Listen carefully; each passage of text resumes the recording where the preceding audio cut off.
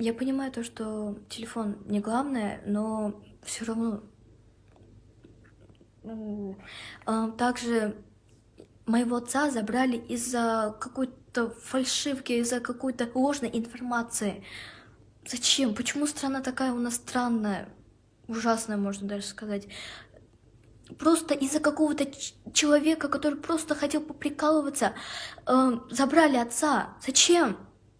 Можно было просто по поисковик как там какой-то хакер мог просто найти этого человека, который сказал это ложь, и все. И зачем эти люди вообще проверяли? Бабушка так сильно плакала, у нее даже чуть инфаркт не случился.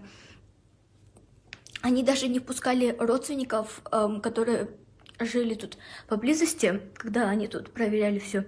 Они даже проверяли косметичку Чунапашки, там все равно кроме косметики ничего не может быть. Они проверяли мою сумку, которые думают, какая-то флешка есть. Они проверяли все, они все раскидали. Ладно, раскидывали, но они думали, то, что какая-то флешка у меня есть, я даже не знаю, что такое флешка. Нет, знаю, но зачем? Вот